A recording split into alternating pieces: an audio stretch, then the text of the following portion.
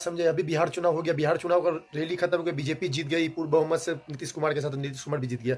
अब अगला target waste Bengal और यूपी में योगी आदित्यनाथ एक्टिव हो चुके हैं। और मैं खास करके यूपी के बारे में बात करना चाहता हूँ, क्योंकि वेस्ट बंगाल में आमने सामने की लड़ाई है, BJP versus TMC, but UP में 4 पोजीशन की लड़ाई है। मगर देखिए, सबसे बड़ा बात मैं किसका बोलना चाह रहा हूँ, मायावती जी कहाँ गायब हो चुकी है।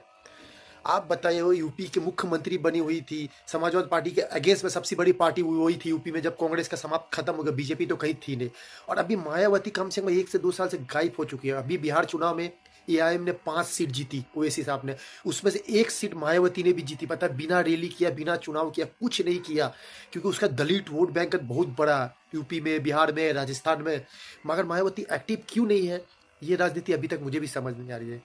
कोई बोलता है कि बीजेपी की तरफ से प्रेशर आता है, तो कोई बोला ये। और अभी देखिए, यूपी में 1.5 साल का चुनाव बाकी है। अब आप बताइए, अब 6 महीने 1 साल में मायावती एक्टिव होगा, मुझे वोट दो, मैं दलित की बेटू, मैं मुख्यमंत्री बनूंगा, मैं ये करूंगा, हाथी लगा लगा के तो हाथी को गैप कर दिया।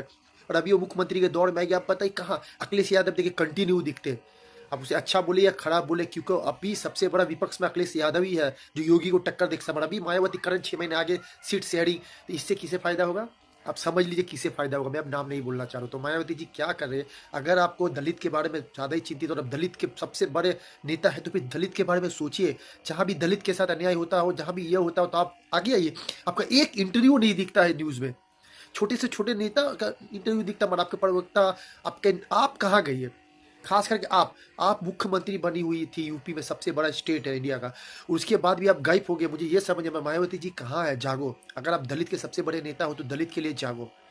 क्या हो रहा है यूपी में, 1.5 साल बाकी है चुनाव, मगर आप अपना मैनिफेस्टो लाइए कि मैं क्या कर सकता हूँ, मुझसे जो गलती हुई वो हो गई, मैंने जो दलित के लिए किया वो किया, बहुत सारा काम किया, और मैंने जो किया है उससे मुझे गलती और सबक मिल चुका है, मुझे आगे बढ़ना है।